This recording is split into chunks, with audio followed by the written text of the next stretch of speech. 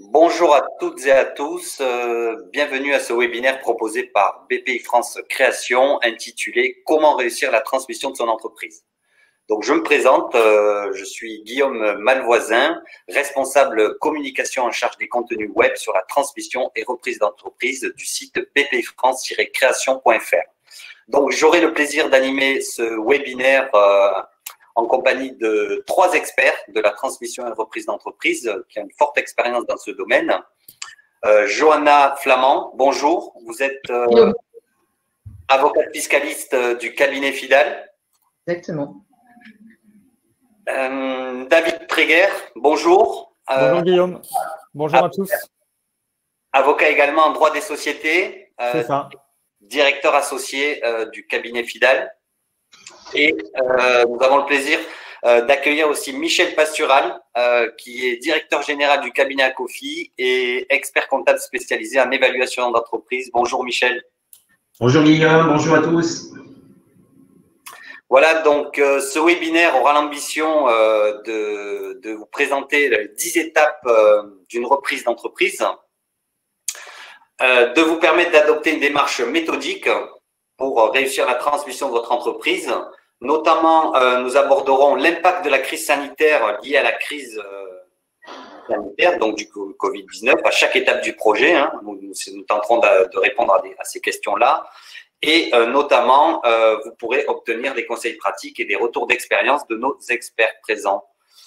Donc, concernant un petit point technique, il est prévu un temps de questions-réponses à la fin du webinaire. Donc, je vous invite à poser vos questions dans l'onglet « Questions » qui est sur votre droite. Et notamment, le replay et le support de présentation seront disponibles sur le site de bpifrance-création.fr/webinaire. Alors, au sommaire, les étapes d'une transmission d'entreprise. Nous avons recensé donc 10 étapes de la transmission d'une transmission d'entreprise, 10 étapes pour réussir votre transmission d'entreprise.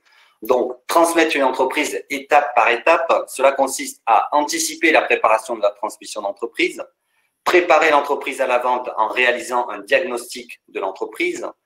Donc, c'est une étape cruciale qui va vous permettre de conforter la décision de cession et de vous permettre d'établir une stratégie de transmission. Il faudra, en troisième étape, effectivement, choisir le mode juridique de transmission le plus adapté au projet de transmission d'entreprise, avec les conséquences fiscales qu'il y a derrière ce choix, ce mode juridique. Johanna abordera les questions fiscales sur cette question-là. Réaliser ensuite les prévisions économiques. Il est important de transmettre une entreprise en bon état de marche, tournée vers l'avenir. Ensuite, évaluer l'entreprise. Comment évaluer une entreprise? Donc, une étape clé, essentielle, cruciale, qui va vous permettre ensuite de passer à l'étape du dossier de présentation de l'entreprise. Une fois que vous aurez rédigé ce fameux dossier de présentation de l'entreprise, il vous faudra rechercher, sélectionner des repreneurs, rédiger et négocier un protocole d'accord, puis ensuite, enfin, la dernière étape qui sera la signature de l'acte de cession. Et bien entendu, il faudra penser au premier temps de l'après-cession, donc de savoir tourner la page une fois que vous avez transmis l'entreprise. Oui, parce que quand c'est fini, ça commence en fait. C'est ça. C'est le début. Donc, comment préparer son projet de transmission d'entreprise? Donc, pourquoi, j'aurais tendance à dire, anticiper la transmission de l'entreprise? Bon, pour plusieurs raisons. Parce que changer de vie, ça ne se fait pas dans l'improvisation. Il faut se poser les bonnes questions. Êtes-vous prêt à passer le flambeau? À quelle échéance? Changer de vie. Pourquoi faire?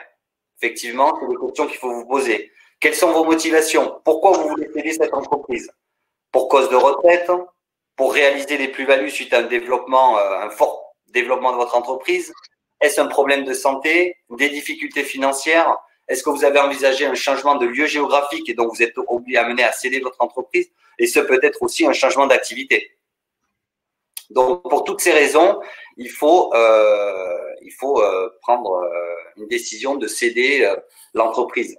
Oui, en fait, Guillaume, là, vous abordez un sujet qui est important, c'est qu'avant de rentrer sur la technique du juridique et du comptable, il y a un aspect psychologique dans la transmission d'entreprise qui est juste déterminant et qui conduit à avoir une démarche personnelle pour le dirigeant d'entreprise et une démarche bien souvent qui est aussi familiale. Et on en reparlera tout à l'heure peut-être au moment d'évoquer la lettre d'intention, mais il est vrai qu'on voit des dossiers avec des gens qui sont parfois mal préparés psychologiquement et qui, au moment de signer les premiers actes juridiques, n'y arrivent tout simplement pas.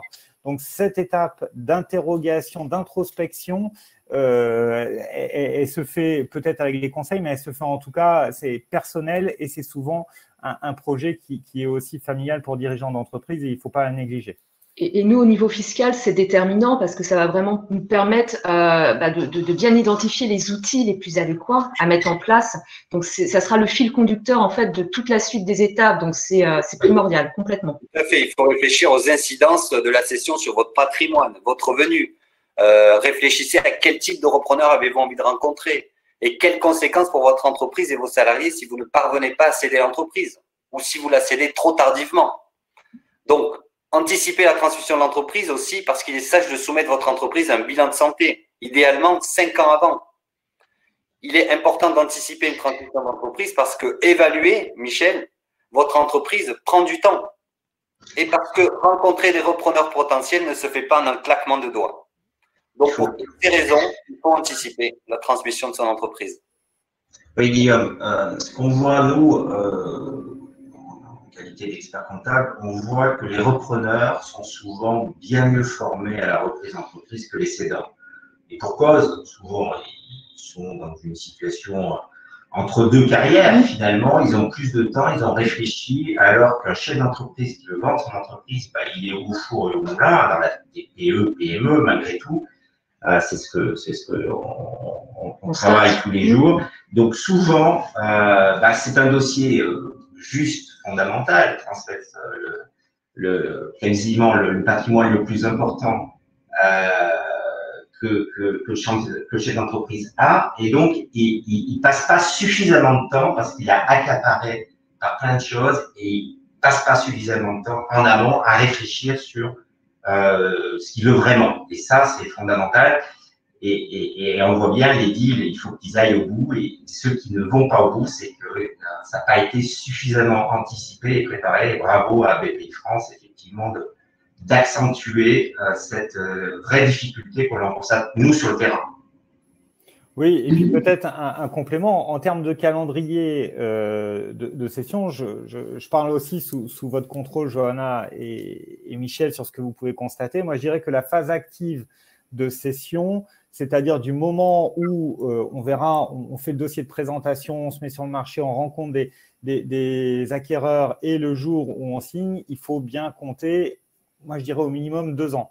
Et puis après, au-delà, il y a toute la démarche amont, structuration patrimoniale familiale, et là, c'est un délai beaucoup plus long si on veut faire des choses intéressantes. Exactement. Sur lesquelles on reviendra tout à l'heure. Plus on anticipe, mieux c'est. C'est vraiment la clé. En tout cas, voilà, il ne faut pas se dire qu'on s'y reprend 6 mois ou 8 mois ou même 12 mois avant parce que ce n'est pas le bon timing. C'est clair. Et puis, n'oubliez pas, je m'adresse au chef d'entreprise, que finalement, vendre son entreprise, c'est un peu comme vendre de l'immobilier. On a plus l'habitude de vendre de l'immobilier. En général, on vend qu'une seule fois son entreprise. Mais les professionnels de l'immobilier savent bien que si un produit reste longtemps sur le marché, il se dévalue très vite parce que on pense qu'il y a un problème. Donc, si on arrive sur le marché et si on le vend sans être préparé, ça va durer. Et finalement, les repreneurs vont dire j'ai déjà vu cette structure, on me l'a présentée déjà l'année dernière ou il y a 2 ans, c'est pas allé au bout, c'est qu'il y a un problème.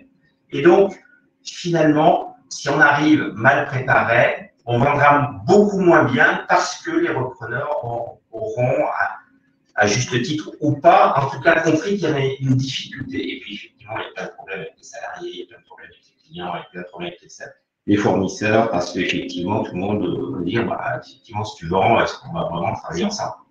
Donc ça, c'est une vraie question. J'espère qu'on aura bien sensibilisé nos cédants sur ces enjeux-là qui sont juste fondamentaux. On peut retenir 4 conseils. Il faut définir une stratégie de cession pour choisir le bon moment de vente en fonction de vos motivations, votre échéance et notamment en fonction de l'environnement. On en parlait tout à l'heure, Michel, concernant l'environnement. Est-ce que c'est le bon moment par rapport à l'évolution du marché sur lequel est positionnée l'entreprise, l'évolution du besoin des clients, l'évolution de la réglementation? Donc, premier conseil, définissez une stratégie de cession. Deuxième conseil qu'on peut retenir, c'est ne vendez que quand vous êtes prêt psychologiquement, que vous avez envisagé une vraie vie après l'entreprise, que vous êtes fixé une échéance, un calendrier de tous les chantiers à mener. Donc, si vous vendez sans le vouloir vraiment, vous prenez le risque de vous lancer dans des démarches déstabilisantes inutilement et de refuser toutes les offres que les repreneurs vous présenteront. On rencontre souvent le cas, des fois, des cédants qui ne sont pas prêts psychologiquement, qui n'ont pas envisagé une transmission réelle de son entreprise, qui proposent des prix qui ne sont pas finançables, du coup qui refusent les 3/4 des repreneurs, puisque le repreneur se heurte à un prix qui n'est pas finançable sur le marché ou par les banques. Donc, entourez-vous de conseils, ça c'est le mot-clé, pour gagner du temps, limiter les risques. Et enfin, faites vos comptes et organisez votre patrimoine. Beaucoup a été fait dans ce domaine. Johanna pourra en témoigner tout à l'heure. On va voir après, oui. Oui, je pense qu'on va rentrer dans le vif du sujet. Pour l'exonération des plus-values, le pacte du trade, les donations partage transgénérationnelles, ainsi que les stratégies fiscales, Johanna, d'apport-cession, de donation avant cession. J'anticipe un peu, mais je donne un peu le tempo de ce qu'on traitera tout à l'heure. David? Bah écoutez Guillaume, je pense qu'on peut passer au slide suivant et rentrer effectivement après avoir fait le cadrage général dans les différentes étapes. Ok, je voulais vous présenter un outil de BPI France Création, un carnet d'adresses qui recense tous les réseaux d'accompagnement. Donc je vous invite à le consulter sur notre site bpifrance-création.fr pour trouver le bon interlocuteur près de chez vous. Diagnostiquer l'entreprise. Alors, du coup, quelle méthode pour diagnostiquer une entreprise? Comment on diagnostique une entreprise? C'est une étape cruciale qui permet de conforter la décision de cession et qui permet d'établir une stratégie de transmission. C'est un préalable, notamment à l'évaluation. Absolument. Alors diagnostiquer l'entreprise, pourquoi finalement faire appel à une Dream Team avec des gens spécialisés en cession d'entreprise? Parce que c'est juste avoir tous les atouts pour aller au bout. Si on se met sur le marché juste pour tester en espérant trouver un repreneur qui sera ni formé et qui aura fait fortune, puisqu'il y aura le cash pour acheter sans se faire financer une entreprise, je pense qu'il ne faut pas trop rêver. Ça n'existe pas. Tous les repreneurs sont formés, tous les repreneurs sont accompagnés, tous les repreneurs vont voir une banque pour financer et toutes les banques se font garantir par BPI France. Donc, imaginez en étant cédant que on va vendre son entreprise facilement, sans l'avoir analysé et avoir fait vraiment les forces et faiblesses de son entreprise pour pouvoir séduire un repreneur. Donc, voir des gens spécialisés dans l'évaluation d'entreprise et pour aller jusqu'au bout du bout et faire les closings, c'est vraiment l'intérêt de se poser les vraies questions sur son propre entreprise, ça c'est clair, mais sur le marché, parce que c'est au-delà et également des comptes de l'entreprise. Est-ce qu'on a mis en place dans son entreprise tout ce qu'il fallait pour sécuriser un repreneur? Parce que imaginez bien, vous cédant, vous avez vos difficultés, mais vous n'avez pas une dette bancaire à rembourser chaque année pendant 7 ans. Je rappelle que les financements, c'est 7 ans, donc c'est très long. Donc, il faut mettre en place et sécuriser un repreneur. Alors, mettre en place, c'est avoir des process, avoir des contrats, avoir des salariés qui ne vont pas tous partir à la retraite une fois que j'aurai cédé mon entreprise. Donc, tout ça, il faut vraiment examiner l'entreprise et faire l'analyse que tout le monde préconise, force et faiblesse, la fameuse le diagnostic SWOT, menaces, opportunités du marché, forces et faiblesses de l'entreprise. Les vrais experts se font accompagner. On a la chance, moi je suis formé avec la CCEF, la compagnie des conseils experts financiers de la place de Paris. On a effectivement pour évaluer des méthodes sur les comparables, des entreprises un peu similaires sur le marché, mais ça part sur un vrai diagnostic de l'entreprise en disant avec des gens un peu neutres et spécialisés dans la transmission d'entreprise. Oui, Michel, parce qu'en fait, il ne faut pas oublier une chose, c'est que s'il y en a bien un qui va analyser l'entreprise à céder, c'est l'acquéreur qui va faire des due diligence, qui va faire un audit. Donc, s'il y a quelque chose qui n'est pas cadré en amont, de toute façon, ça va ressortir lors de ces audits. Donc, effectivement, ce qu'on vous propose, c'est d'avoir cette démarche d'anticipation, de rendre fluide le processus lors des audits qui, de toute façon, auront lieu et d'identifier les éventuelles actions correctrices à prendre en amont de la mise sur le marché de la société. On vous prend quelques exemples qui sont issus de notre vécu. Par exemple, le minoritaire, lors de la préparation de ce webinaire, je disais à Michel et Guillaume notamment que j'ai actuellement un dossier où 20% du capital est détenu par un associé minoritaire avec lequel l'associé majoritaire ne s'entend plus, et puis il explique à l'acquéreur que il en fera son affaire personnelle. Non, ça ne marche pas comme ça. Un acquéreur, il veut reprendre 100%, il ne veut pas avoir un tiers à son capital. Et donc, effectivement, si on a cette problématique de minoritaire, il faut en amont assurer le rachat des titres, ou en tout cas s'assurer que ce ne sera pas un point de blocage à la réalisation du processus de cession. Et j'ai presque envie de dire, un bon dossier, il est préparé dès son origine. La question des minoritaires, lorsque notamment vous reprenez ou vous créez une entreprise, eh bien, l'idée, c'est de faire un pacte d'associés. Comme ça, vous gérez le problème dès le départ. D'ailleurs, il y a une question qui est apparue dans les questions à laquelle j'ai répondu. Clairement, si vous êtes minoritaire et qu'il y a un pacte, d'ailleurs, que vous soyez minoritaire ou majoritaire, le jeu des obligations de sortie conjointe ou des clauses de droit de sortie conjointe sont complètement déterminants pour tous. Alors, je vais aller vite parce qu'on pourrait y passer tout le webinaire, ne serait-ce que sur cette question, mais quelque chose qui peut paraître aussi totalement anecdotique, mais combien de sociétés on voit au moment de la reprise d'une entreprise qui n'ont pas des registres mouvements de titres pour les SAS qui sont à jour. Et pourtant, c'est juste fondamental. Le registre mouvement de titres, c'est le titre de propriété. Donc, ça veut dire qu'on a des sociétés qui n'ont même pas cet élément fondamental d'avoir le titre. Ça ne vous viendrait pas à l'idée, pour reprendre l'exemple tout à l'heure de l'immobilier, de vendre un bien immobilier sans le titre de propriété, sans l'acte notarié. Là, c'est la même chose. Donc, toute cette organisation juridique, toute cette revue, elle fluidifiera ensuite les audits qui seront réalisés par l'acquéreur, et donc ça facilitera et ça valorisera aussi, parce que combien de fois on voit les audits être en fait un outil de renégociation ou du prix de cession ou des conditions de garantie. Alors, on peut le faire également en matière fiscale, en matière sociale, pas uniquement en matière juridique, même si le point est important. Nous, dans de nombreuses opérations, ce qu'on fait, c'est des vendeurs due diligence.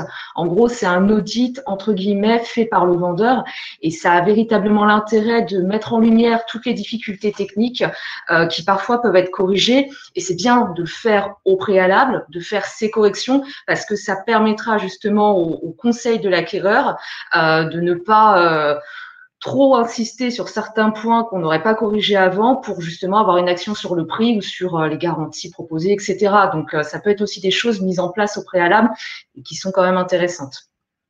Il faut rappeler qu'il y a toujours des audits, et les audits, malgré tout, sont traumatisants parce que il va bien falloir le dire à ce moment-là aux salariés, parce que tout à coup, il y a beaucoup de questions qui arrivent, et donc il y a un comptable en interne ou une personne qui s'occupe de l'administratif. Enfin bon. Donc, les audits sont traumatisants parce que là, effectivement, le repreneur vient avec son cabinet et vient quand même dans l'entreprise, voir les stocks, voir les salariés, voir les contrats, voir les factures. Enfin, les audits sont traumatisants. Si en amont, on a pu faire avec l'entreprise, c'est plus discret.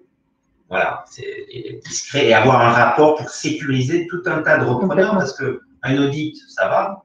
2 audits, ça commence à être lourd. Alors, 3 audits, les salariés peuvent être déprimés de voir arriver tout un tas de gens dans l'entreprise et c'est jamais très bon.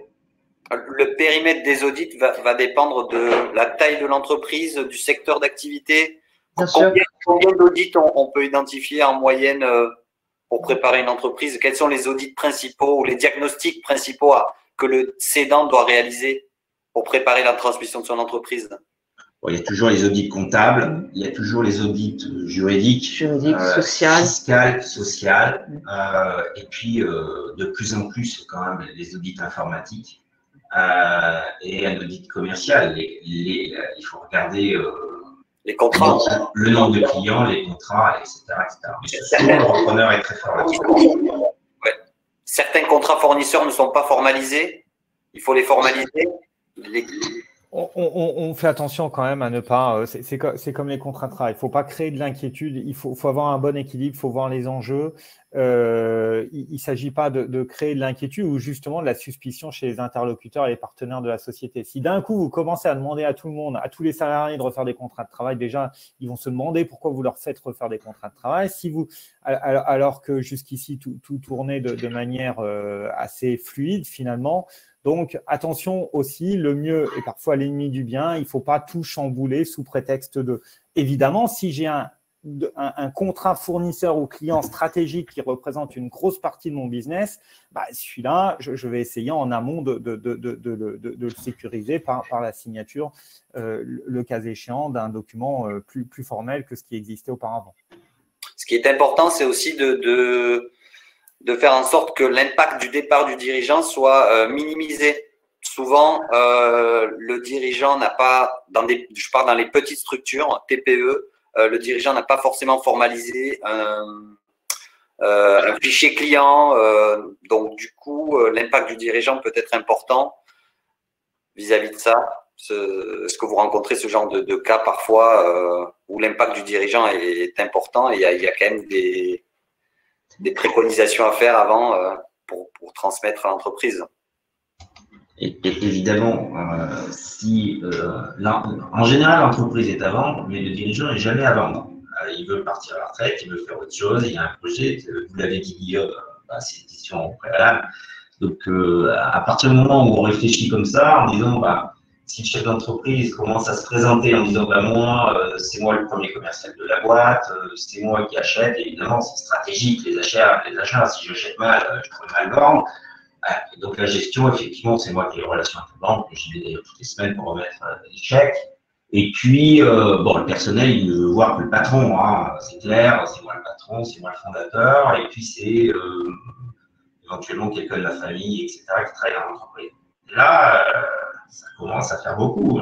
Le repreneur, il n'est pas forcément prêt à faire la même chose, donc ça, c'est très complexe. Il faut, justement, dans le diagnostic, faire travailler nos chefs d'entreprise pour staffer l'entreprise. Ça peut être difficile pour le compte de résultat, et encore, et surtout apprendre à prendre du recul et pour pouvoir effectivement sécuriser un repreneur. C'est fondamental.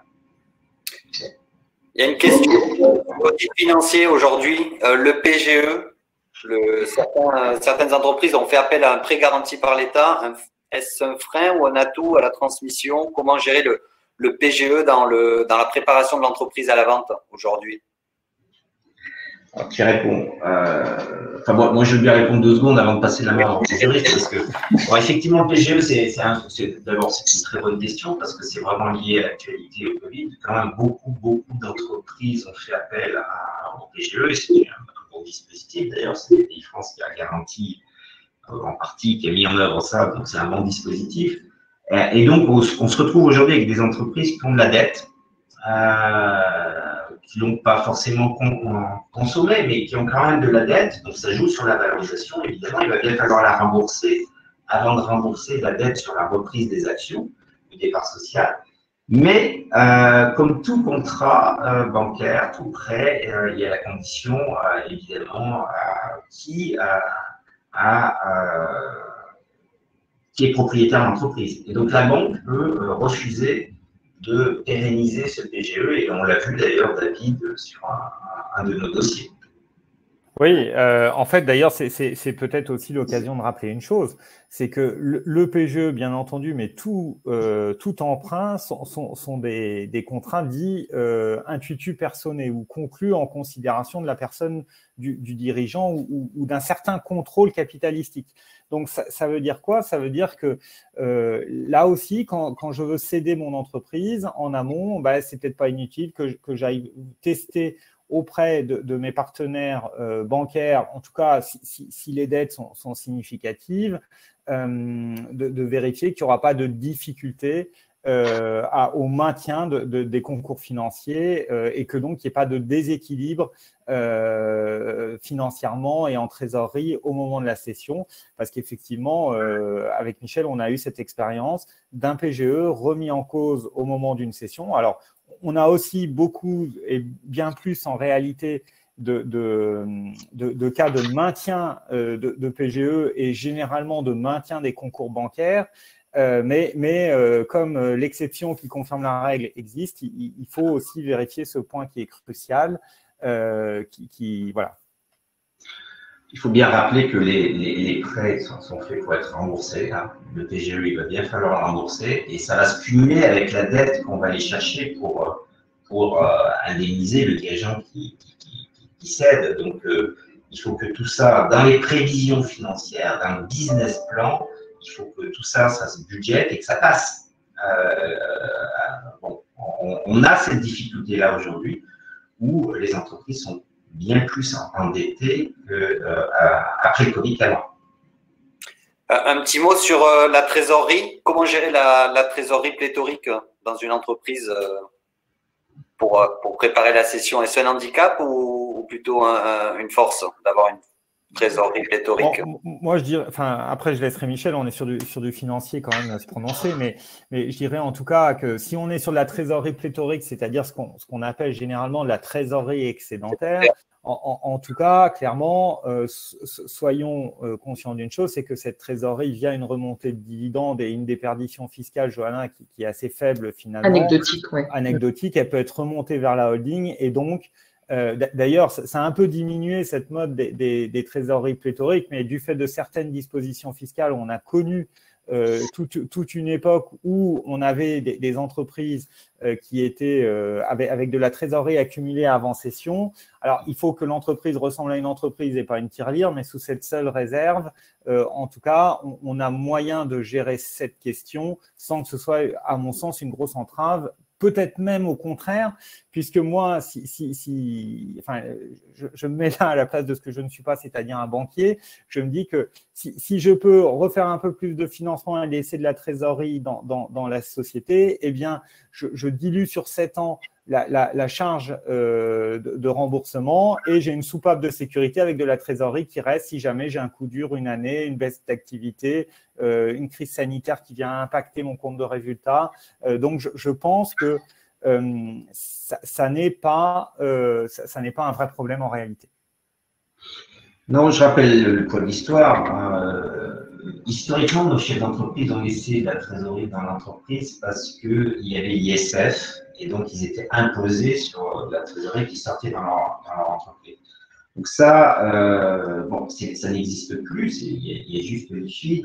Et puis, on a eu quand même une fiscalité qui est assez sympathique, hein, la flat tax. Hein. Donc, ça a permis quand même de sortir de la trésorerie et de dire à nos chefs d'entreprise, bah, finalement, c'est pas si, le taux d'imposition sur les dividendes n'est pas si élevé que ça. Je rappelle que c'est 12,8% d'impôt sur le revenu, plus la CSG qui est incontournable. Donc, c'est pas dramatique, loin de là. Donc, en fait, les trésoreries excédentaires ont un peu baissé, me semble-t-il. Par contre, effectivement, ça sécurise les transactions et on sait très bien avec les juristes gérer ça. Le son n'est pas super, Michel. Est-ce que tu peux tourner pour l'ordinateur? Ah, c'est possible, ouais. Comme on est à deux. D'accord, on va y penser. Merci, Guillaume. Donc, On va passer, je vous propose un petit outil de BPI France Création qui vous permet de faire un pré-diagnostic de la transmission de votre entreprise pour rapidement identifier la faisabilité de votre projet de transmission d'entreprise et vous poser les bonnes questions. Donc, vous pourrez retrouver cet outil pré-diagnostic transmission sur le site prédiagentreprise.fr. Choisir le mode de transmission. Donc là, on rentre dans des questions. Effectivement, on est toujours dans la phase de diagnostic aussi. Et les questions que doivent se poser un dirigeant, c'est comment il souhaite transmettre son entreprise et qu'est-ce qu'il souhaite vendre dans son entreprise. Donc, comment c'est à titre gratuit, à titre onéreux, à titre temporaire.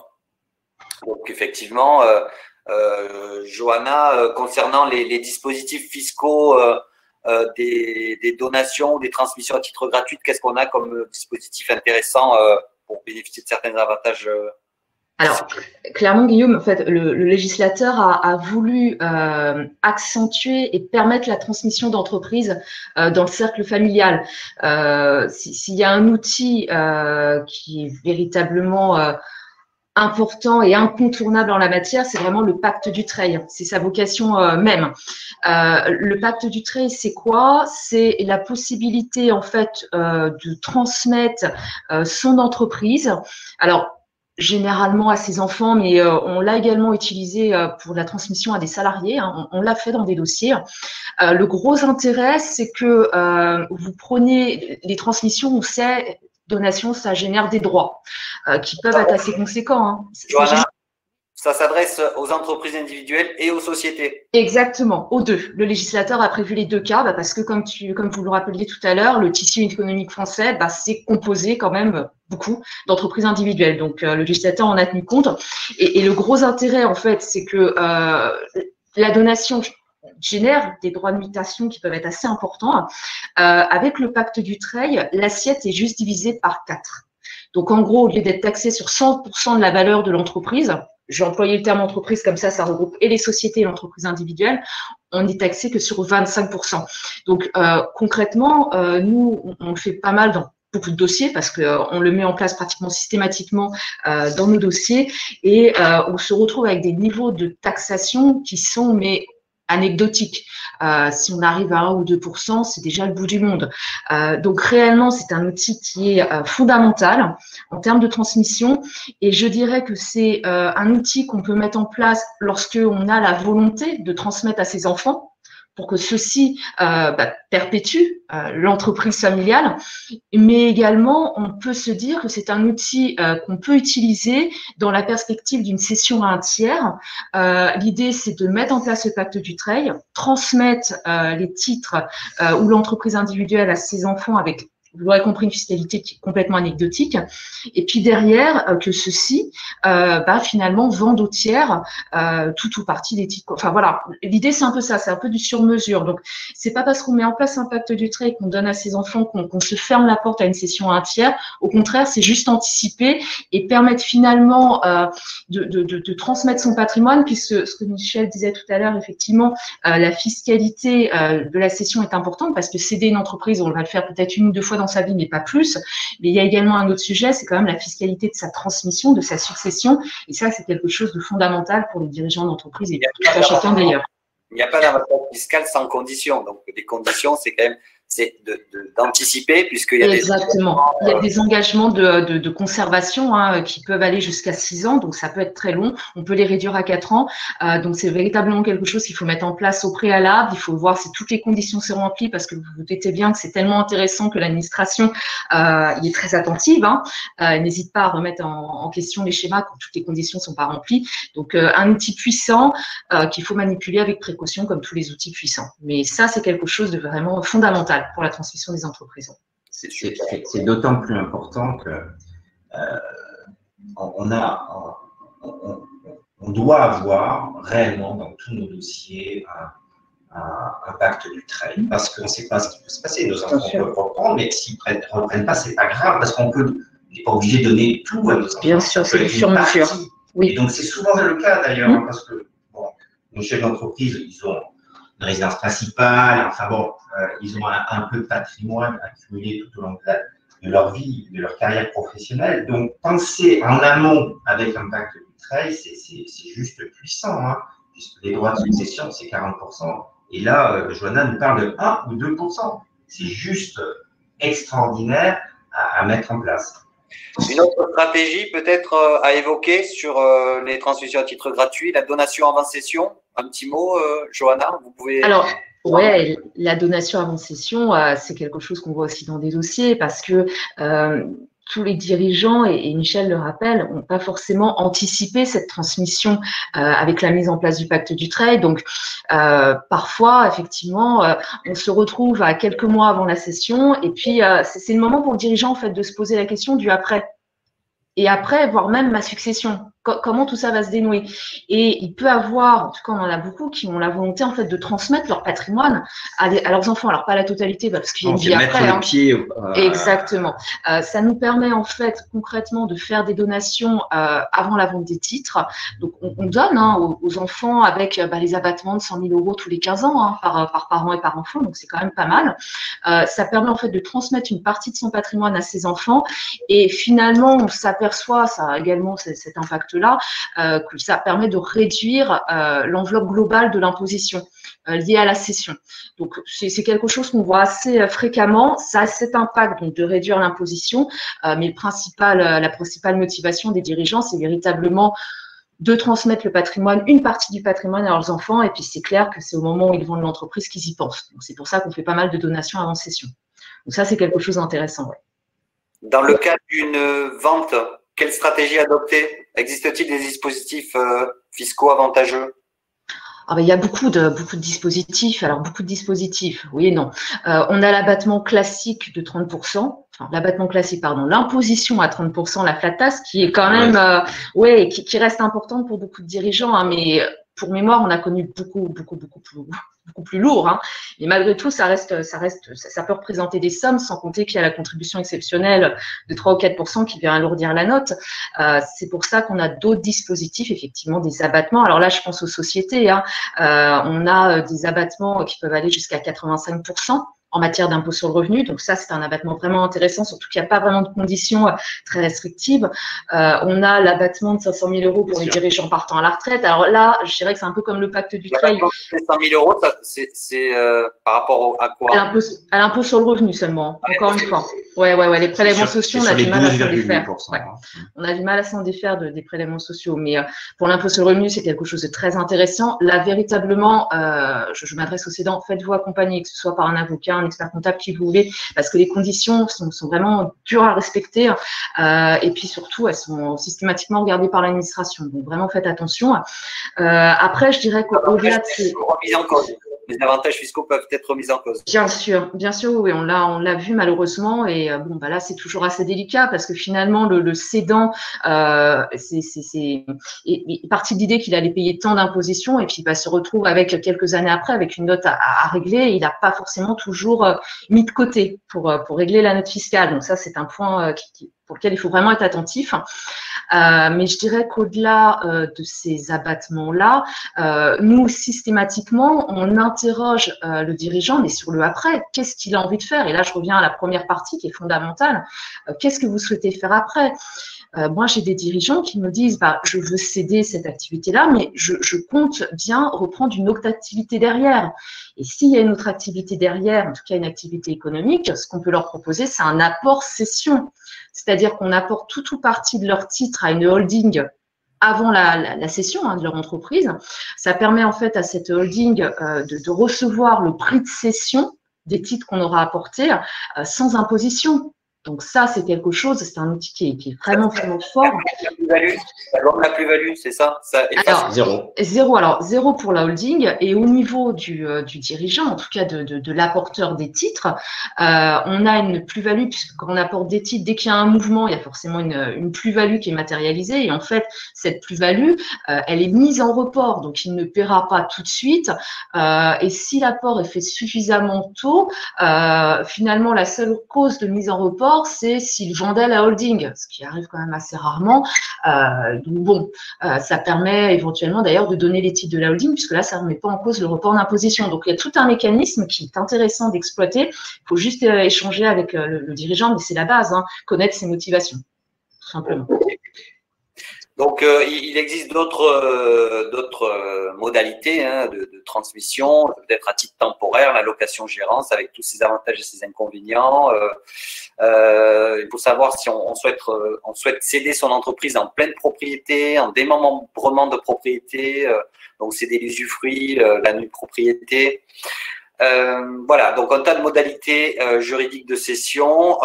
Ensuite, il faut savoir, David, qu'est-ce qu'on transmet dans l'entreprise?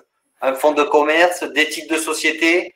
Est-ce que vous pouvez apporter une précision sur la différence entre la vente d'un fonds de commerce et la vente des titres de société? Alors, on va effleurer. Hein. Je crois que comme tous les sujets, on pourrait passer une heure sur chaque sujet.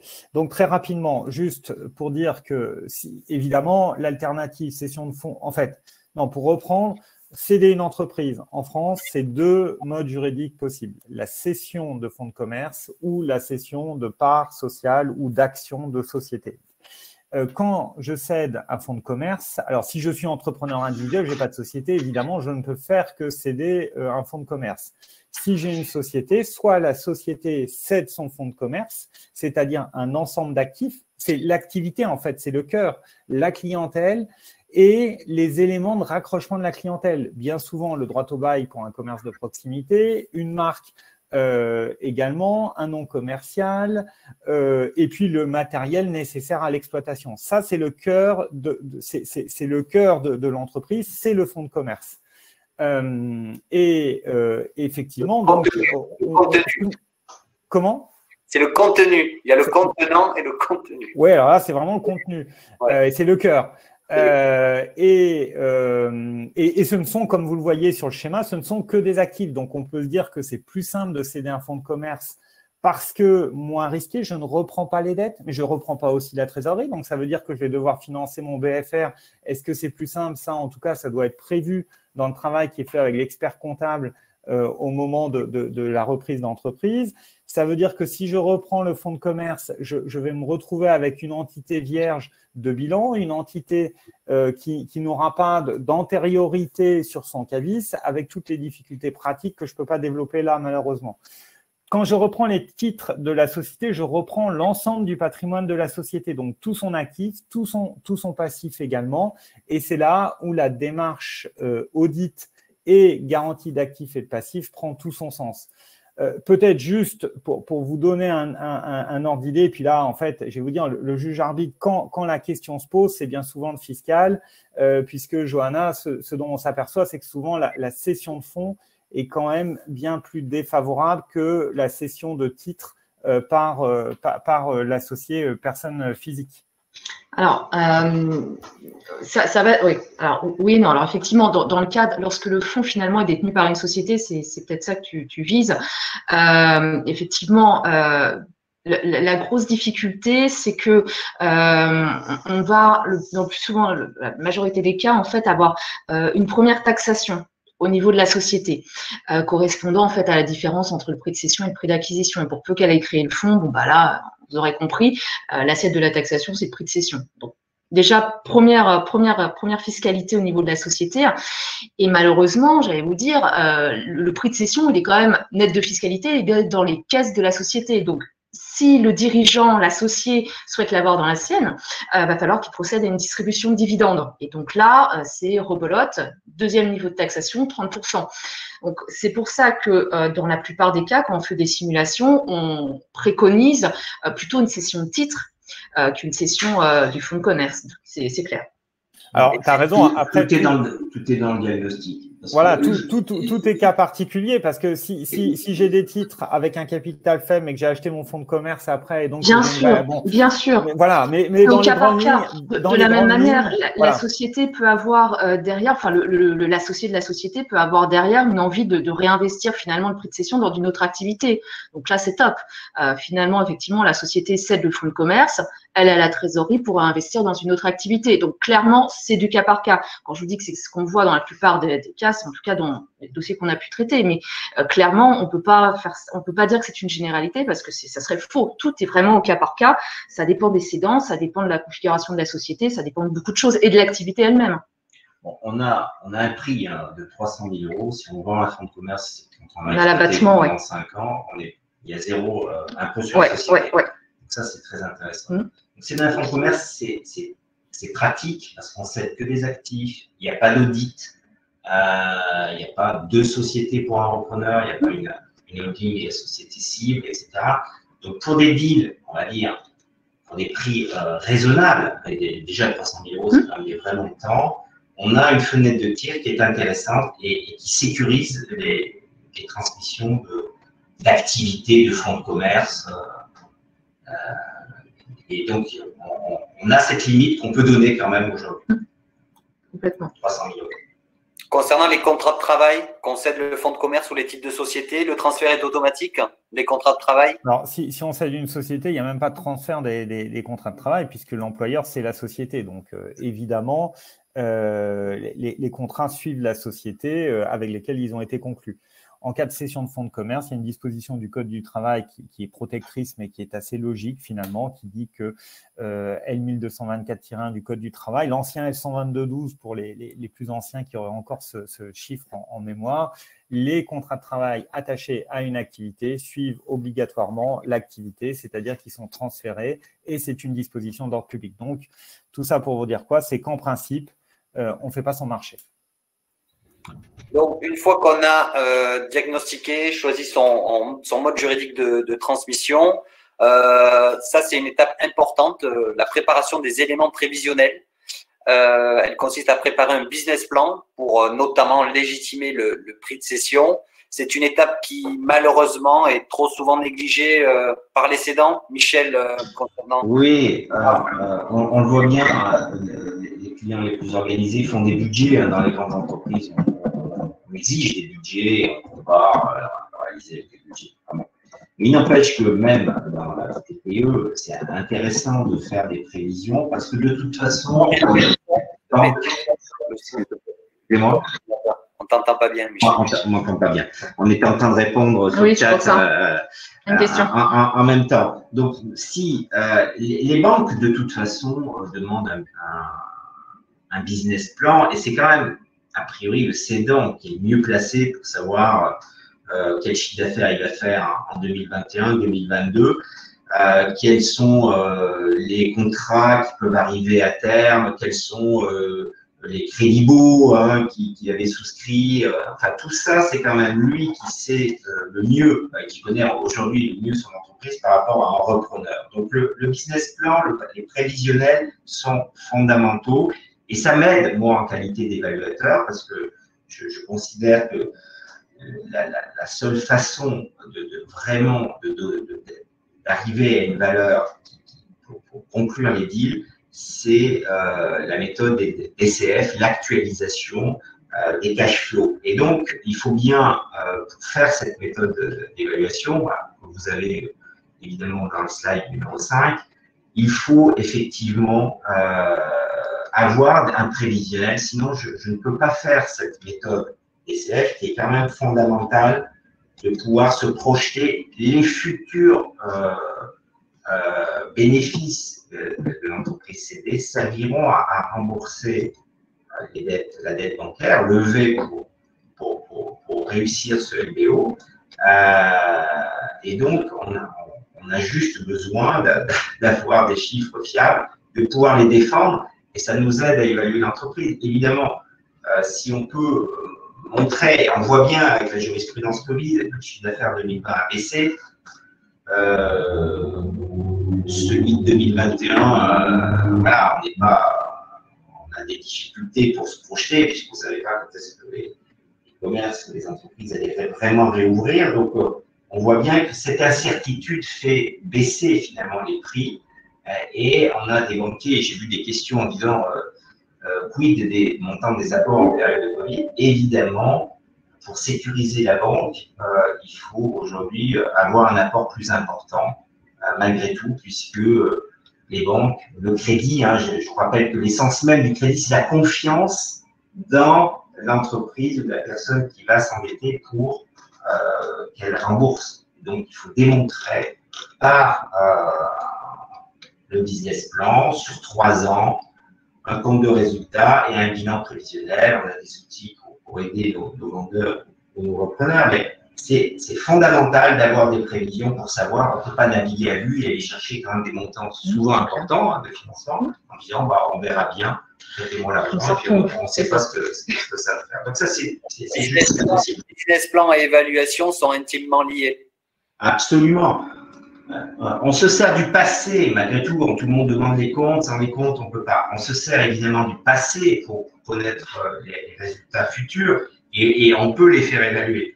Alors, ensuite, la valorisation, effectivement. On évalue l'entreprise, Michel. Comment on procède pour évaluer? Alors, voilà, on part effectivement des comptes de l'année, des années précédentes et on va challenger chaque ligne, on va challenger le chiffre d'affaires parce que c'est quand même la première ligne d'un business plan. Savoir combien il y a de clients, est-ce qu'on peut compter encore dessus? S'il y a très peu de clients, si on en perd un, le risque, effectivement, que la première ligne du business plan soit impactée par le chiffre d'affaires. Donc, on challenge toutes les lignes, chiffre d'affaires, les marges, on regarde si on peut espérer maintenir ce taux de marge, et toutes les dépenses, les salaires. Bon, généralement, chez une entreprise se rémunère, on peut faire une économie, etc. On regarde s'il y a une rémunération excessive. On regarde s'il y a des loyers excessifs, on regarde s'il y a des frais excessifs. Bref, on retraite tout le compte de résultat pour essayer d'obtenir un compte de résultat normatif qui peut dire, bah, sur ce type d'activité, 1 million de chiffre d'affaires, je peux compter dessus. Il y a environ 90% de dépenses et j'arrive à un résultat, le fameux résultat d'exploitation ou les EBITDA, d'environ 100 000 euros, 1 million moins 900 000 euros. Et je peux projeter et appliquer un multiple que, avec la CCEF, j'ai des multiples pour chacune des activités. Dire, bah, est-ce que c'est 3 fois, 4 fois, 5 fois, 6 fois, 7 fois mais jurisprudence oblige du Covid, on a des multiples qui baissent malheureusement en ce moment pour nos repreneurs, pour les cédants, pour les cédants, pour les repreneurs, peut-être que c'est bien. Voilà, on applique un multiple en fonction de l'activité. On peut aussi, dans certaines activités, dire que c'est un pourcentage du chiffre d'affaires. Dans les prestataires de services, il y a tel que dans les activités que le conseil, on peut trouver X fois le chiffre d'affaires. C'est finalement qu'est-ce qu'on peut avoir comme récurrence au niveau du chiffre d'affaires. Donc ça, c'est comme ça que nous, on évalue par cette méthode-là, en travaillant le prévisionnel, en essayant d'obtenir un compte de résultat normatif, et ensuite, on enlève les dettes, s'il y en a, on rajoute la trésorerie excédentaire, et on enlève toujours une dette que beaucoup oublient, c'est quand même les engagements, les indemnités de départ à la retraite, quand il y a beaucoup de salariés, quand il y a des conventions collectives protectrices pour les salariés, je pense à la primerie par exemple, effectivement, il faut chiffrer les indemnités de départ à la retraite, c'est une dette, parce que le repreneur va devoir les payer à un moment donné. Michel, excusez-moi, je vous interromps une minute parce que là, on a une question de Magali qui est intéressante pour la valorisation de l'entreprise. Comment prendre en compte 2020 qui est exceptionnel? Alors, effectivement, je le disais, on essaye de bâtir un compte de résultat normatif. Donc, évidemment, il y a eu des périodes de fermeture en 2020. L'année 2020 n'est pas représentative de l'activité réelle. Et si un repreneur dit, bah, voilà, je prends le résultat 2020 et j'applique un multiple, non, on fait une moyenne. On est, alors, la moyenne, j'aime pas trop, mais j'ai des contrats avec mes clients. Je sais que sur une période normale d'ouverture de 11 mois, parce que toujours quand même retraité la période de congé, ne jamais oublier, effectivement, voilà, sur l'année 2021, sur l'année 2022, je fais des prévisionnels sur 3 ans. Donc, sur quel niveau de chiffre d'affaires raisonnable je peux compter et donc un résultat pour l'activité. C'est comme ça que je valorise. Si je devais aujourd'hui me servir que l'année 2020, bon, d'abord les cédants ne céderaient pas en disant on va attendre des jours meilleurs, ils auraient peut-être raison. Mais il faut réfléchir et il faut se dire sur quoi je peux normalement compter. Est-ce que j'ai perdu des clients? sur l'année 2020? Oui ou non? Effectivement, s'ils ont fait faillite, on voit bien qu'il n'y a pas eu de faillite. Donc, les clients sont toujours là. Il n'y a aucune raison sur les années 2021-2022 qu'ils ne retrouvent pas le même niveau d'activité que 2019. Donc, 2019, c'est une année de référence. 2020, on doit la retraiter et donc on doit bien expliquer aux repreneurs et aux banquiers pourquoi on retraite, parce que nos clients sont toujours là, parce que les contrats sont toujours là. Voilà, sauf à dire qu'effectivement, je ne sais pas, dans une activité de location de bureau, peut-être, dans Paris, parce que finalement, les méthodes voilà, liées au confinement, peut-être que les gens ont télédétruit. Il y a évidemment, le Covid va faire changer certains comportements, il va falloir les inclure dans les prévisionnels et dans le niveau de résultat attendu. Et c'est cette projection-là que l'on utilise pour valoriser l'entreprise. Alors, il y a plusieurs autres méthodes, pour les évoquer. Trouver les multiples par secteur d'activité. Où trouver les multiples? Est-ce qu'on trouve les multiples par secteur d'activité? Alors, nous, on utilise les multiples de la compagnie des conseils experts financiers de la place de Paris. On peut me demander les multiples. Enfin, en général, les professionnels qui font de la cession d'entreprise ont accès à ces multiples-là, évidemment. Et donc, c'est avec ça qu'on travaille. D'accord. On peut résumer une formule simple pour évaluer une entreprise. Donc, pour récapituler, la valeur, c'est égal à un multiple d'un ratio financier. Ça peut être l'EBITDA. Oui, j'aime bien l'EBITDA. En général, c'est ce qu'on pratique. Donc, on rajoute la trésorerie excédentaire. On enlève toutes les dettes financières, y compris les dettes sur les indemnités départ à la retraite, qui sont souvent significatives et qui ne sont pas dans les comptes. Un multiple de l'EBITDA plus l'excédent de trésorerie, moins les dettes financières. Absolument. Ok. On passe à l'étape suivante. Oui, juste peut-être un mot. C'est une approche qui a en tout cas le mérite d'être en adéquation avec le financement, parce que c'est quand même le juge arbitre. Oui, c'est bien de faire une valorisation, mais il faut pouvoir payer le prix. Donc, cette méthode a le mérite d'être en adéquation avec les cadres de pensée des banques. Voilà. Je rappelle que les financements sont toujours sur 7 ans. On ne peut pas aller au-delà. En France, on ne finance pas de la reprise d'entreprise au-delà de 7 ans. Ce n'est pas la peine d'espérer de monter un dossier en disant j'aurai 10 fois les résultats pour vous rembourser, monsieur le banquier. Ça n'existe pas. Ce n'est pas la peine de partir sur ces projets-là. Donc, c'est 7 ans. Et puis aujourd'hui, il y a des ratios. On ne peut pas prendre 100% des résultats de l'entreprise. BPI France préconise 70%. Et comme ils garantissent tous les prêts bancaires, on a intérêt à se servir de ce que BPI France préconise. Voilà. Et donc, il y a toujours un apport. Il ne faut pas imaginer qu'on reprend une entreprise sans apport. Donc, il faut toujours au moins entre 25 et 30%. Et je dirais qu'en ce moment, c'est plutôt 30% avec la crise Covid, pour limiter les risques. Donc, faire le dossier de présentation de l'entreprise, une fois qu'on a fait le diagnostic, qu'on a choisi les modalités de transmission, qu'on a évalué l'entreprise, à savoir qu'on a une approche de la valeur de l'entreprise, c'est pas le prix final. Le prix final, c'est la rencontre d'une offre et d'une demande. Donc, les méthodes d'évaluation que vous a présentées Michel vous permettent d'approcher une valeur de l'entreprise. À partir de là, vous avez toutes les données, je dirais, pour construire un dossier de présentation de l'entreprise qu'il faudra présenter aux repreneurs. Absolument, c'est très important. Bon, d'abord, pour que le repreneur se fasse une idée, alors, on fait toujours signer des engagements de confidentialité, c'est fondamental. C'est toujours le repreneur, le cédant, je veux dire, qui décide à qui il donne ce dossier de présentation, mais il faut que le dossier de présentation soit suffisamment étoffé, qu'il y ait suffisamment d'informations pour que le repreneur se fasse une idée du prix. On ne donne pas, évidemment, a priori, la valorisation au départ qu'on a pu faire avec le cédant, et on lui donne suffisamment d'informations, et notamment un prévisionnel, pour qu'il puisse se faire une idée et proposer une valeur. Et ensuite on la challenge. Mais entre professionnels, qui ont tous une démarche, on se rencontre. On va bien voir qu'un multiple dans une activité où il n'y a pas de récurrence, il ne peut pas être de 10, c'est pas possible. les multiples importants, c'est quand j'ai des contrats longs, quand j'ai le client qui a une barrière à l'entrée très importante, une fois qu'il est dans l'entreprise, c'est difficile pour lui d'en sortir. Là, effectivement, je peux espérer un multiple important.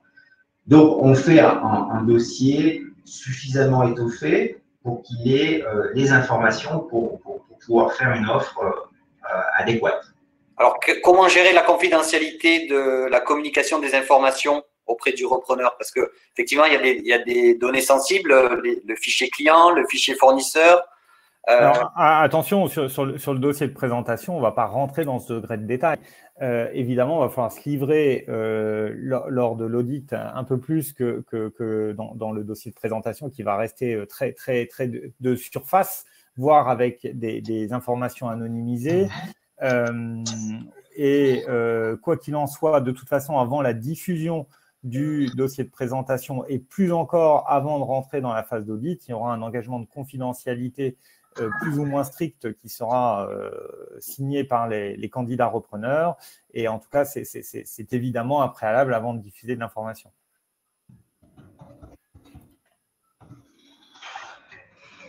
OK. Donc, une fois qu'on a le dossier de présentation, il va falloir trouver un repreneur. Donc, c'est la grande question que se posent les dirigeants. Comment trouver un repreneur? Comment déterminer le profil de l'acquéreur et où le trouver? Donc, où le trouver? Donc, effectivement, en amont, bien entendu, le dirigeant, en fonction de la taille de son entreprise, du secteur d'activité, va devoir déterminer un profil d'acquéreur. Ce peut être un profil ingénieur, commercial, gestionnaire, plutôt investisseur, manager, technicien. Enfin, il y a plusieurs profils, ça dépend du secteur d'activité. Je prends l'exemple d'un salon de coiffure. On s'orientera plutôt vers un profil technicien, commercial, gestionnaire. Si on est sur des secteurs d'activité de l'informatique ou technologie, on sera plutôt sur des profils ingénieurs, gestionnaires. Voilà, donc ça dépend. L'idée, c'est d'avoir que le dirigeant doit avoir, ceci dit, toutes les compétences. En tout cas, ce qui est sûr, moi, ce que je retiens là du premier encadré, c'est il ne faut pas toujours aller chercher loin ce qu'on peut avoir sous la main. Exactement. Et une reprise intrafamiliale ou encore plus peut-être une reprise à des salariés qui connaissent la société, qui ont participé à son fonctionnement, qui ont des contacts avec les clients, c'est tellement plus simple, c'est aussi tellement plus fluide au niveau du financement. Bon, alors après, il faut avoir la bonne personne. Et moi, je sais que j'accompagne un certain nombre de personnes en clients qui ont cette démarche de prendre des salariés, de les faire monter progressivement au capital et de leur donner cette vision de dire, écoute, et je pense notamment à une société qui en est à 2-3 générations comme ça de cession à des salariés et pour moi, c'est un véritable atout. Voilà, parfois, il faut savoir regarder sous la main ce qu'on a et pas peut-être se compliquer la vie. Après, l'ensemble des réseaux, et c'est ce qui est marqué, il ne faut pas hésiter à en parler à ses conseils. Moi, je sais que là aussi, ça m'est arrivé, et je crois que Michel à plusieurs reprises également, de faire de l'interrelation entre un client qui voulait céder et un client qui veut acheter parce qu'on est sur le même secteur d'activité, parce qu'on est en phase financièrement. Donc, il y a, je dirais, la démarche de diffusion du dossier qui est assez industriel, si je puis dire, c'est-à-dire les réseaux chambres de commerce, CRA, intermédiaires, et puis il y a votre réseau personnel et l'entourage proche qu'il ne faut pas négliger. Donc, effectivement, on peut communiquer auprès du marché dit ouvert, le marché public, sur des sites Internet, auprès des services consulaires, chambres de commerce d'industrie, chambres de métier de l'artisanat. Vous avez cité, David, l'association du CRA qui propose aussi de diffuser des annonces de session. Il existe des annonces de presse, des syndicats. Vous pouvez vous rapprocher de vos syndicats, d'un syndicat professionnel, d'une fédération aussi.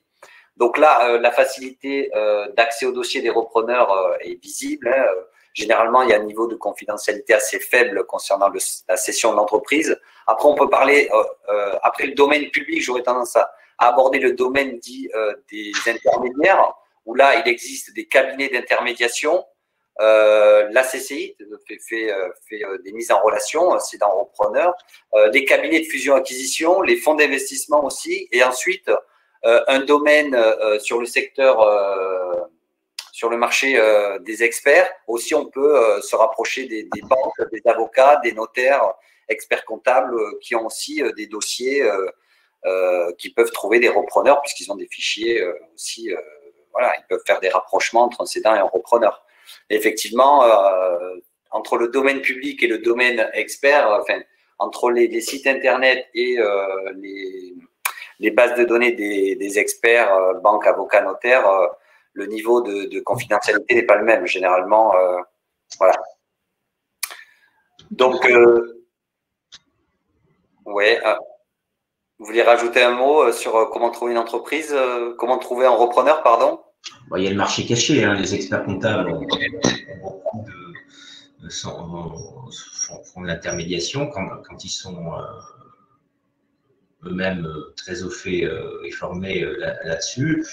Bon, dans les commerces, il y a beaucoup de fournisseurs qui parlent et qui effectivement disent bah, j'ai vu mon client, il souhaite céder pour X ou Y raison. Enfin bon, effectivement, si on est un peu alerte et agile, on écoute et souvent les cédants ont des vraies idées sur qui peut racheter, il n'y a pas de problème. L'idéal est de recevoir tous les repreneurs en une seule fois pour faire monter. Non. Non, ça se pratique pas. C'est rare, il faut avoir un super bon timing. Moi, j'ai vu 2 fois dans ma carrière en 15 ans. Effectivement, avec alors, il faut que la boîte soit sexy, en fait. Et quand la boîte est sexy, effectivement, j'ai vu ce process de faire monter les offres non fermes. Quelque chose d'assez exceptionnel, de commencer à diffuser de l'information sous couvert d'engagement de confidentialité, évidemment, pour avoir une offre ferme ensuite. Et dans ces 2 dossiers, ça a permis de faire monter les prix. Mais la majeure partie des cas, c'est que quand même, on a souvent une première offre, le timing de réception, une deuxième offre éventuellement, 3, c'est déjà Byzance. Et à un moment, il faut se positionner parce que et on va venir sur le sujet de la lettre d'intention, voilà. Quand l'acquéreur présente une lettre d'intention, ben, il ne vous laisse pas 4 mois pour vous positionner, quoi. Donc, je vous dis, à moins d'avoir la perle rare et une société hyper sexy, c'est quand même l'exception qui confirme la règle, ce process-là. Je confirme. Donc, nous avons, chez BPI-France, nous avons une bourse de la transmission. Nous avons plus de 46 000 annonces d'entreprises à reprendre. Donc, les cédants, les dirigeants qui souhaitent céder l'entreprise, vous pouvez déposer votre projet de cession chez nos partenaires. Et il y a aussi une base de repreneurs. Donc, les cédants peuvent consulter la base de repreneurs. Donc, confidentialité. Donc, comment, David, on arrive à la fin, aux actes, l'acte le plus important de l'opération de transmission, qui traite tous les points de la négociation par un.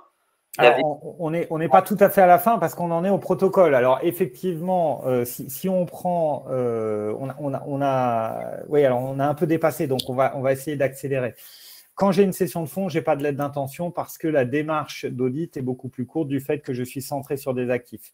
Quand j'ai une cession de société, depuis 15 ans, la pratique de la lettre d'intention s'est systématisée et à mon avis, c'est une très bonne chose pour tout le monde, aussi bien pour l'acquéreur que pour le cédant, puisque ça permet dans un premier document de 5-6 pages de vérifier que tout le monde est en phase, que les grands items de la cession sont bien abordés et qu'il y a un rapprochement des parties. Et clairement, une mauvaise lettre d'intention, c'est la lettre d'intention qui n'aborde pas les sujets qui fâchent. Au contraire, il faut parler du prix. On peut appeler ça un pré-protocole. On peut appeler ça exactement. C'est un pré-protocole où en 4-5 pages, 6 pages, on va donner les grands items, que ce soit sur les conditions suspensives, les modes de financement, le prix, les essentiels de la garantie, durée, plafond, franchise. sous couvert évidemment de ce qui va être identifié éventuellement lors des audits. Après, on a le protocole d'accord ou la promesse de cession, et je reprendrai l'image de Michel en début de webinaire. Notre protocole, c'est rien d'autre que la promesse de cession immobilière que vous signez chez le notaire, sauf que là, pas de notaire, souvent ce sont les avocats qui rédigent ça. Alors, ce sont les avocats qui rédigent, et quel avocat? En général, c'est l'avocat de l'acquéreur qui prend la plume. Juste peut-être pour dire que si on a encore quelques minutes, on a du fait de la crise sanitaire une résurgence de la pratique des crédits vendeurs et des compléments de prix.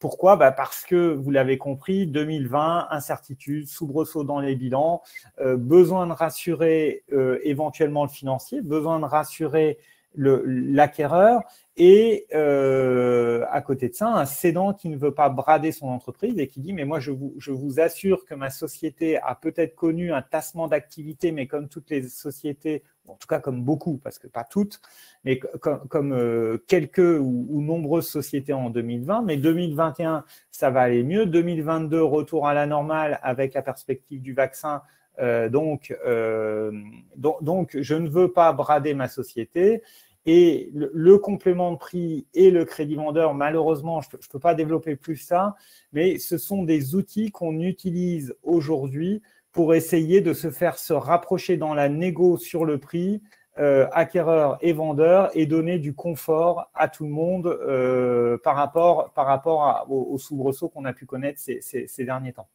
Et peut-être juste indiquer qu'en matière de fiscalité, crédit vendeur, le législateur est intervenu justement pour éviter que le cédant n'aille à payer l'impôt, alors que finalement, il fait crédit.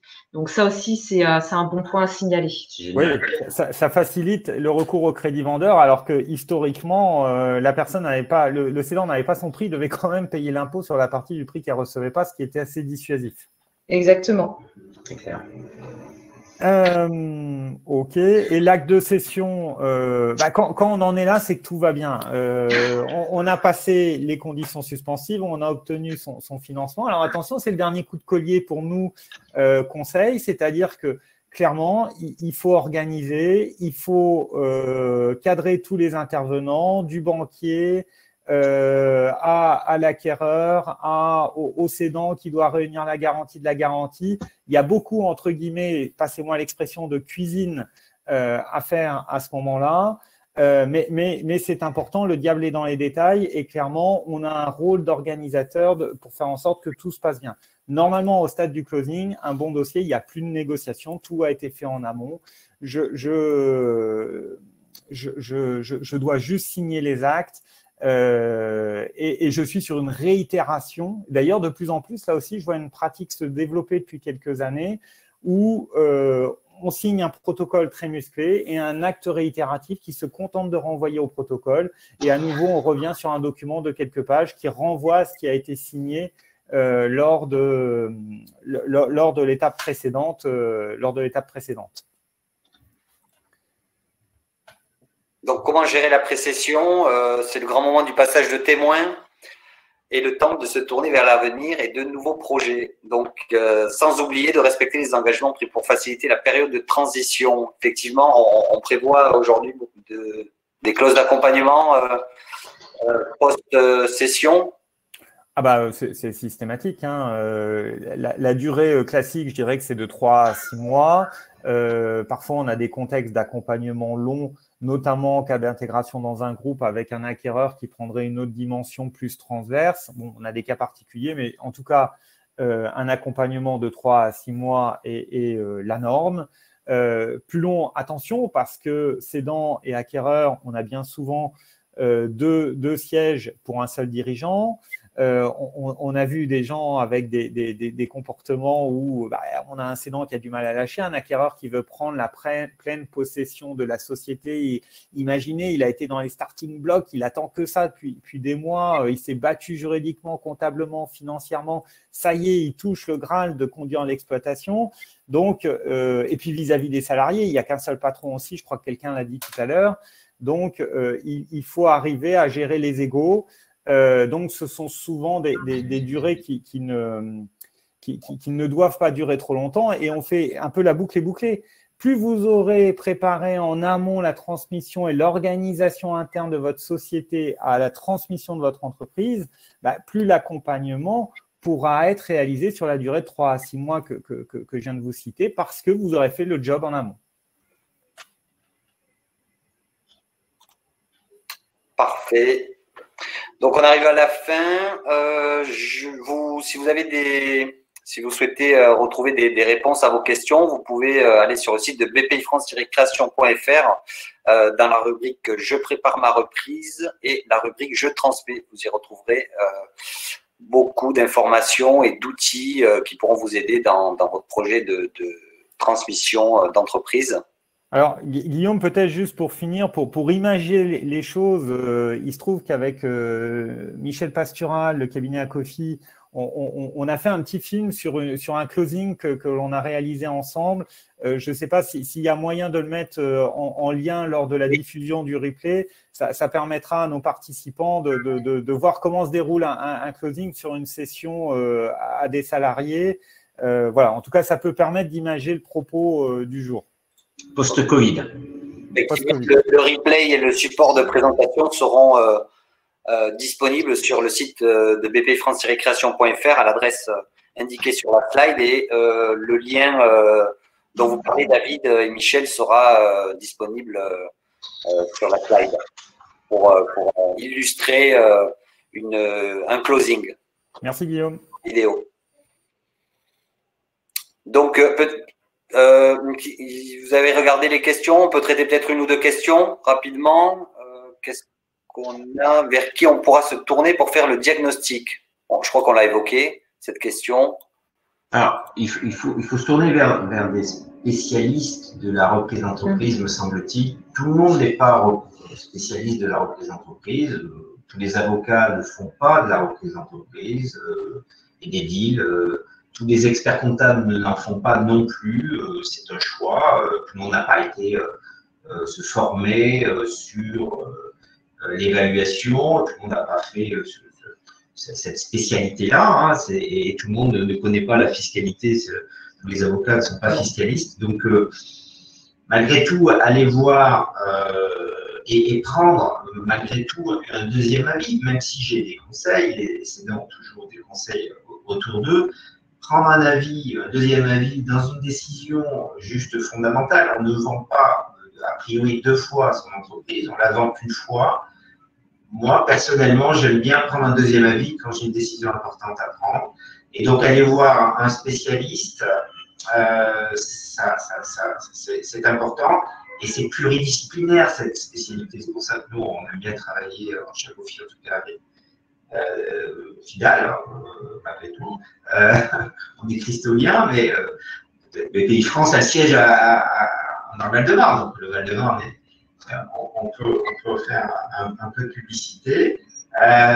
Voilà, aller voir des spécialistes, ça me paraît être le meilleur gage pour aller au bout, finalement, de ce que l'on veut, et ne pas peut-être croire que la maison de campagne que j'ai vue au bord de la mer et qui vaut juste le prix que j'aimerais de mon entreprise, on va pouvoir y aboutir. Donc, voyons des spécialistes et demandons un deuxième avis pour un prix, un diagnostic, on commence à 2000 ou 2500 €. Donc, c'est quand même pas non plus, je pense, un investissement à fond perdu. Donc, les clés du succès, une bonne préparation et un accompagnement de qualité. Avec des gens qui font des deals et qui ont l'habitude, ça c'est clair. Bon, écoutez, donc vous pourrez retrouver les replays, les supports de présentation et la programmation des webinaires en BPIFrance Création sur bpifrance-création.fr/webinaire. Le prochain, je vous donne rendez-vous au prochain webinaire BPIFrance Création le jeudi 17 juin à 11 h sur la thématique de comment compléter son apport personnel. Donc, on vous remercie pour votre participation et je vous dis à bientôt. Merci David, merci Michel, merci Johanna. Merci à tous de nous avoir suivis. Merci à tous.